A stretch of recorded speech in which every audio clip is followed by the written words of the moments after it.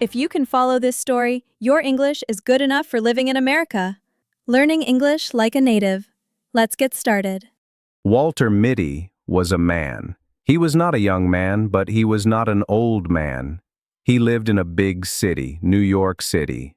The city was always busy. Cars made loud sounds. People walked very fast.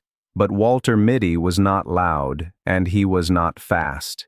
He was a quiet man. He was a little shy. He had light eyes and a kind face, but he often looked like he was thinking about something far away. Every day, Walter went to work in a very big, famous building. He worked for a magazine called Life. A magazine is like a thin book with many pictures and stories. Life magazine was one of the most famous in the world. It showed people amazing places, important events, and interesting faces.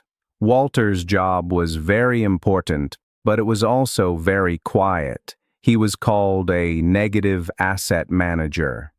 This is a big title for a simple, careful job. He worked in a room deep inside the building. It was dark, like a cave. There were no big windows. In this room, he looked at photo negatives all day.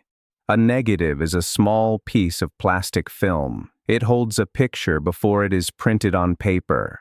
Walter looked at these small pictures with a special glass to see them clearly. He took care of all the pictures from all the photographers. He had done this job for 16 years. He was very, very good at it. Even though his job was about amazing pictures of the world, Walter felt his own life was not amazing. He had not traveled to faraway places. He had not climbed big mountains. He had not done brave things. His life was the same, day after day. Go to work, look at small pictures, go home. He felt small in the big city. Because his real life felt so plain, Walter had a secret life. This secret life was in his mind. He had a very, very big imagination. Sometimes, when he was standing on the street or sitting at his desk, his mind would leave. It would go to a special place. People called this zoning out. When Walter zoned out, he was not a quiet, shy man anymore. In his mind, he was a hero. In one daydream, a building was on fire. Smoke was everywhere. Inside, a little dog with only 3 legs was trapped. The dog's owner, a beautiful woman, was crying. No one was brave enough to go inside. But then, Walter the hero came. He was a brave firefighter. He was not scared of the fire. He ran inside the burning building. He found the little dog and saved him. In his mind, he felt strong and brave, but in real life, he was just standing at a train station, staring into space. In another daydream, he was a famous mountain climber. He was climbing the biggest mountain in the world. The wind was strong. The snow was deep and cold. He was climbing to save someone, of course. He was strong. He was fearless. In real life, he was just waiting for an elevator. These daydreams were his special secret. They made his quiet life feel more exciting, but they also made him feel a little sad. He wanted to be a hero in real life, not just in his mind. There was one person Walter wanted to be brave for in real life. Her name was Cheryl Melhoff. She was a kind woman who worked at Life magazine with him. She had a nice smile and a happy laugh. Walter liked her very much. He wanted to talk to her, to ask her to get a coffee, but he was too shy. His words would get stuck in his throat. He tried something modern to get her attention. He joined a dating website on the computer. It was a place where people could meet each other, but the website was hard for him. It asked him to fill out a page about himself. It asked, "What have you done? Where have you been?" Walter looked at the empty boxes on the screen. He had not been anywhere interesting. He had not done anything special. He felt that his page was too boring. The website had a button that looked like a wink. You could send a wink to someone you liked. He wanted to send a wink to Cheryl, who was also on the site. But he couldn't even do that. He felt stuck. He even called the man who worked for the website, a friendly man named Todd. Walter told Todd, "I can't write anything. My page is blank." Todd tried to help, but Walter just felt small. One day, everything at Life magazine changed. Some new people came to the office. They were not from Life. They were there to close the magazine. A man with a short, neat beard was the new boss. His name was Ted Hendricks. He was not a kind man. He was cold and all about business. Ted gathered all the workers together. He told them that Life magazine would stop printing paper magazines. It would become a website only. There would be one last paper magazine, the very last one. This news made everyone sad. For many workers, Life was their whole life. Walter felt a cold stone in his tummy. He loved his job. He loved the pictures. He loved the quiet, careful work. Now, it was all going to end. Many people, including Walter, were going to lose their jobs. Ted was not sad at all. He walked around the office like he owned it, making jokes that were not funny. The last cover of Life magazine was a very big deal. It had to be the best picture ever. The picture was a secret. It was taken by a world-famous photographer named Sean O'Connell. Sean was everything Walter was not. He was a wild, brave man. He did not have a home. He traveled everywhere. He went to the most dangerous places on earth to take his pictures. He did not use a cell phone or have an email address. He was a ghost, a legend. He sent his film to Walter by mail. He trusted Walter to take care of his work. That week, a special package arrived from Sean. Inside was a roll of film. There was also a gift for Walter, a new leather wallet. And there was a note. The note said that one picture on that roll, negative number 25, was the best picture Sean had ever taken. He called it his best work ever. This picture, Sean wrote, was meant to be the cover of the final magazine. Walter went to his dark room. He felt a mix of excitement and duty. He was the one Sean trusted. He carefully prepared the roll of film. He looked at the negatives one by one. He saw picture 22, picture 23, picture 24. They were all interesting. But then he looked for number 25. He looked again and again. The space for negative 25 was empty. It was missing. A feeling of pure panic washed over Walter. It was a cold, sick feeling. The most important negative in the history of the magazine, the quintessence of Life, was gone. And he was the one who had lost it. Ted, the mean new boss, came to Walter's dark room. He asked about the cover photo. Walter had to tell him the truth. "It's missing," he said in a small voice. Ted was not understanding. He was angry. He was mean. He made fun of Walter's long hair and his quiet ways. He told Walter that if he did not find that picture, he was fired. Of course, Walter was going to be fired anyway, but this felt different. This felt like failure. Walter had to find negative 25. It was the most important thing he had ever had to do. His whole life of careful, quiet work came down to this one missing picture. He went back to the other negatives on the roll. Maybe there were clues. He looked at them with his special glass. One picture showed Sean O'Connell sitting on the front of a boat, waving. Another picture showed a man's thumb with dirt under the nail. A third picture showed the curved wood of something special. What did it all mean? He needed help. He saw Cheryl. Usually, he was too shy to talk to her. But now, he had a mission. The mission made him a little braver. He went to her desk and showed her the clues. Cheryl was not just kind. She was smart and helpful. She looked at the pictures with him. She thought they were like a puzzle. She helped him look closer at the picture of the boat. They could see part of a name on the side of the boat. The Urkina. Cheryl also read Sean's note again.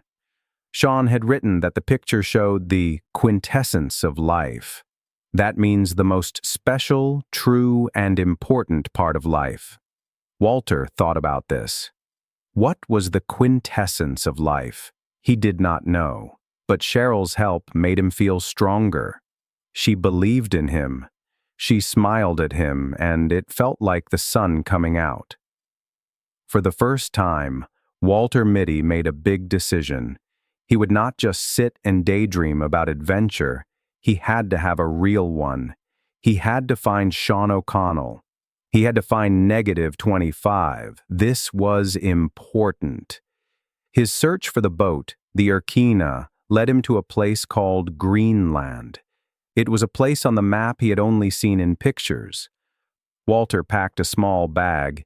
He left his quiet apartment in the big city and got on an airplane. The flight was long. He sat by the window and watched the clouds. He felt scared, but also a little excited. This was real. Greenland was not very green. It was very cold and white with snow and ice. The town was small and colorful, with little red and blue houses. It felt like another world. Walter went to a bar in the small town. A bar is a place where people drink and talk. The bar was loud. Inside, he found the pilot of the Urkina's helicopter. The pilot was a big man with a thick beard. He was also very drunk. He was drinking beer from a big boot-shaped glass. Walter needed to get to the boat, which was now out at sea. The pilot was his only chance. Walter asked the man to fly him. The pilot laughed. He did not want to fly. Walter felt his courage failing. He almost gave up. But then he thought about his job, about Cheryl, and about Sean's trust. He looked at the pilot, and then he did something he had never done before. He imagined one of his daydreams. He imagined himself as a brave Arctic explorer, and in that moment, he became a little bit of that hero. He walked back to the pilot and spoke with a new confidence. He got the pilot to agree, but there was a problem. The helicopter was old, and the pilot was drunk. As they got ready to take off, Walter felt a wave of fear. This was crazy. But then the helicopter lifted off the ground. He was flying. He flew over the cold, gray ocean. The water was filled with huge pieces of ice. It was beautiful and terrifying. He was really doing it. The pilot pointed to a boat in the distance. It was the Urkina, but the helicopter could not land on the boat. Walter would have to jump. The pilot told him to jump into the small speedboat that would come from the Urkina. Walter was terrified. But as he looked down at the freezing water, something inside him changed. He took a deep breath. He leaped out of the helicopter. He missed the speedboat. He plunged into the icy cold water. The cold was a shock, like 1,000 needles on his skin. It took his breath away. He was going to die. But then he saw something in the water with him. It was a shark. A real shark was swimming right towards him. He screamed. He fought. He hit the shark on the nose with his briefcase. This was not a daydream. This was real. The men from the boat pulled him out of the water, saving him just in time. He was cold, wet, and shaking, but he was alive. On the boat, the sailors gave him warm clothes. They were friendly, but they had bad news. Sean O'Connell was not on the boat. He had been there, but he left. He had taken a picture of the sailors, and then he was gone. They gave Walter another clue. They said Sean was going to Iceland to photograph a volcano. Walter got more clues. He had to go to Iceland. In Iceland, a big volcano started to erupt. Hot lava and ash were everywhere. Walter had to escape. He found a long skateboard and rode it down a long, winding road, super fast, with ash clouds chasing him. He felt alive. He was picked up by a kind fisherman. Walter still had not found Sean. He felt tired, but he could not give up. He learned that Sean had once visited Walter's own mom to talk about a special piano. Walter felt surprised. He had to go home for a bit. His mom told him Sean had been right there, in their house. The clues then took Walter very, very far away to the tall, snowy mountains in a place called Afghanistan, the Himalayas. It was so high, like being on top of the world. Walter climbed and climbed. He was cold and tired, but he kept going. And then he found him. Sean O'Connell was sitting on a mountaintop with his camera, waiting to take a picture of a rare snow leopard. Walter asked, "When are you going to take it?" Sean whispered, "Sometimes I don't. If I like a moment, for me, personally, I don't like to have the distraction of the camera. I just want to stay in it, right there." Walter watched the beautiful, quiet animal. He felt calm. He asked Sean about -25. Sean told him the negative was in a special place, a gift. Walter went back to New York. He felt different. He was not the same quiet, shy man. He had done brave things. When Ted, the mean boss, was being mean again, Walter stood up to him. He told Ted about all the hard work people did at the magazine. Walter felt strong. Then, Walter remembered the gift from Sean. It was a wallet. He looked inside, and there it was. -25. It had been with him all along. He took it to the magazine. The last Life magazine came out. Walter saw it in a shop. He looked at the cover. The picture, -25, was of Walter himself, sitting outside the magazine building, looking carefully at a piece of film. Underneath, it said, "The final issue, dedicated to the people who made it." Walter felt a warm feeling spread through him. He had been the important part all along. He saw Cheryl. He was not shy anymore. He told her about his adventures. He held her hand. Walter Mitty was not just dreaming anymore. He was living, and it was a great adventure. Great job on finishing the story. You're one step closer to mastering English. See you in the next video.